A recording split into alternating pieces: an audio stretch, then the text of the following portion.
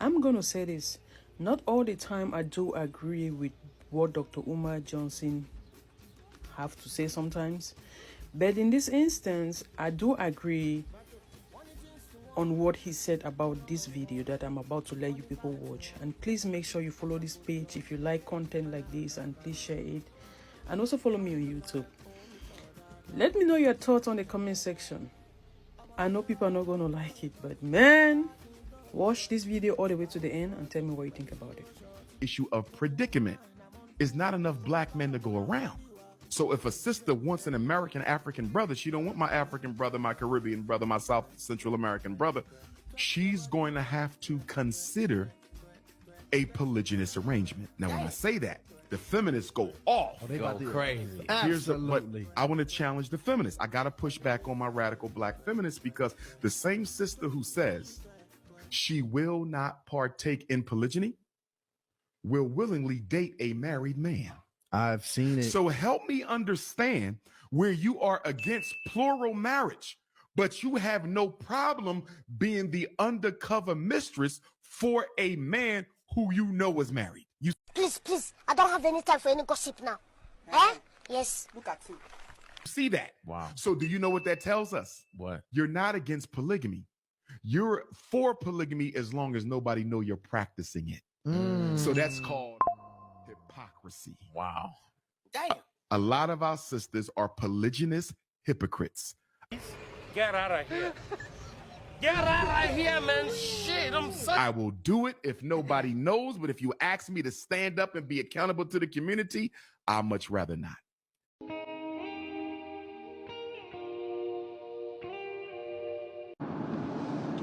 Dr. Umar in this clip is saying that there are not enough black men to go around, regardless if it's from the Caribbean, Africa, wherever. And then he says that black women will have to accept polygamy. And when he says that, feminists go up in arms and are against it. And then at the end, he says that's called hypocrisy because they already practice it with the 2-3 different baby daddies. And so there are a lot of things to this video. First of all, let me address his statement about that being hypocrisy. Dr. Umar should really be the last person talking about hypocrisy. He watched Carly Anderson, I believe, lie and say that there was a baby on the highway down in Alabama where I grew up. And then he turned around and said that we should just grab her and just hug her and tell her not to do it again. This is the same Dr. Umar that we gave money to build a school, and today we haven't seen one brick. This same Dr. Umar who talked trash about the late Kevin Samuels and still hasn't apologized. Anyways, he doesn't have to apologize, just accept that what he said was true, because you know it's true. This man has 2 baby mamas, hasn't married one, and he's talking about polygamy and talking about hypocrisy. All right, let's start diving into these different sections, because I am for polygamy. So first of all, I think that black women in this country practice polygamy for sure. They're the ones practicing it. Yes, there are black men who have different baby mamas. And when I said that I'm for polygamy in the past to some of my peers, I've been retorted with, you know, like he said, feminists go up in arms, which is crazy. One of them, very close to me, and I've tried dating and still try dating. It's been going on for years now, trying to do something. I don't know what it is. When I told her this, that I want 2 wives, she was really upset. And I told her, I want 2 wives, not 2 baby mamas. There's a difference. See, a man gives a woman respect, you see? Like, without a man, a woman's nothing. And when I say that, and people think, oh, that's crazy, go talk to Charles Ali. Go talk to any African man. Go even talk to white people. They all know this. Without a man, a woman has nothing. A woman was created for a man. There is nothing else to that. You can make as much money as you want, but at the end of the day, these are the foundations. Anyways, and if you don't want to understand or listen, or you're too hard-headed, you'll come to realize this soon. There's a young lady I'm talking to now. She's a very sweet lady. we have history from past, like we went to school together.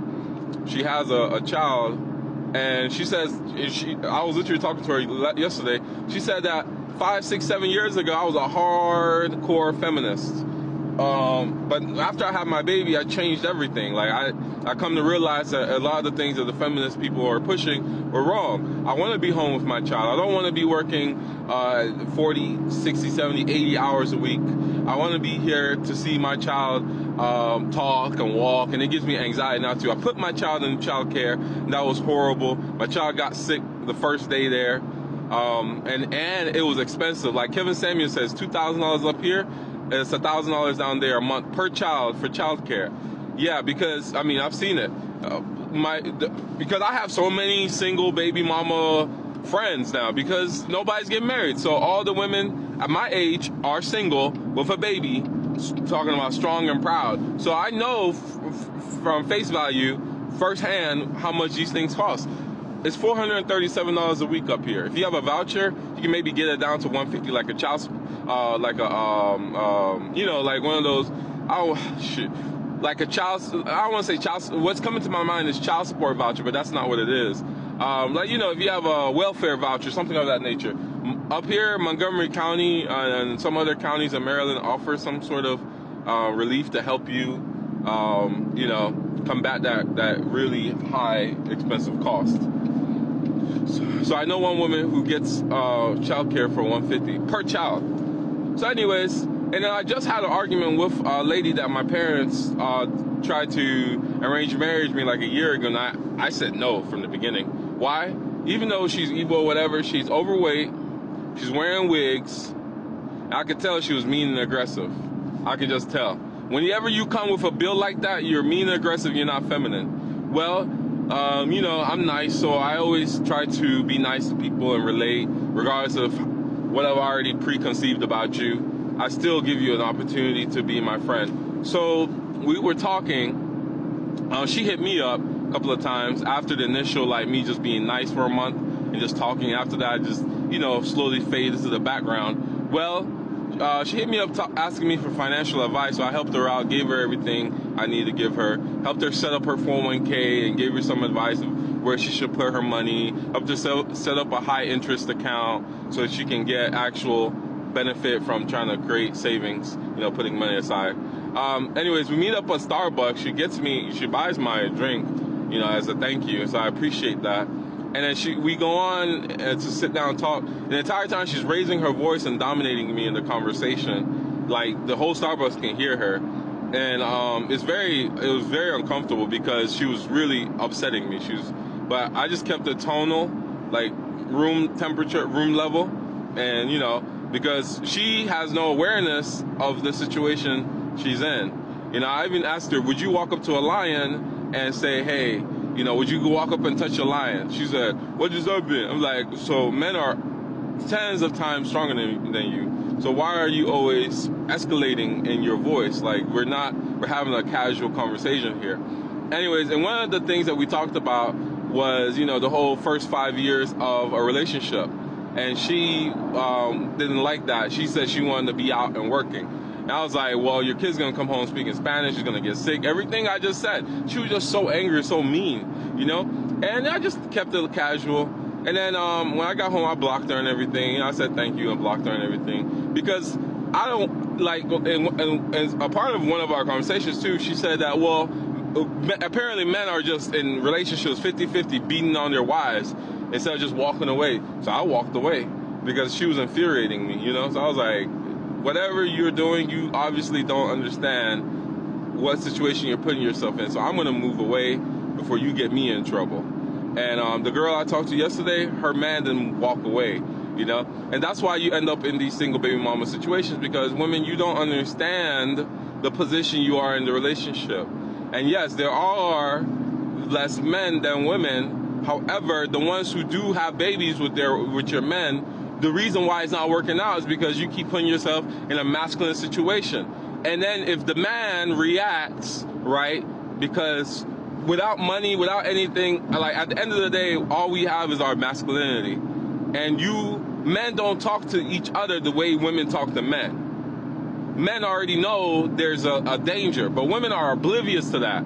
So instead of going to jail, that relationship's not going to work out, And so, yes, even the ones who do get a relationship, you're not going to be able to keep it. And then for my friend who I told, hey, I'm for polygamy, having two or more wives, she tried to combat me with that. I'm like, dude, your dad literally has kids by like 3 different women. None of you guys, she didn't marry any one of them. That's not what I'm talking about. See, women want to push monogamy, get in a relationship with you, and then take away sex. And once sex goes away, the relationship ends.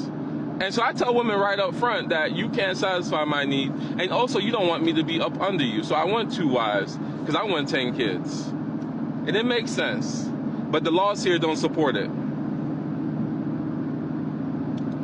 Anyways, so on top of that, right, the benefits of having 2 wives, let's just keep it at 2, is that now people can go to work. See, I can work day. You can work. I can work night. You can work day, and our midwife can work in the evening, or whatever. And so, when we come home, somebody's always around the kids. Cooking is helped out. Cleaning is helped out. And we build a community instead of meeting in the middle, like around 10 p.m. in the parking lot of Taco Bell to trade kids like it's Yu-Gi-Oh cards. We get to support each other because you guys are already practicing it. Monogamy is not something that Africans have ever practiced. This is a European concept. And so we need to go ahead and start legalizing it so we can better build a community.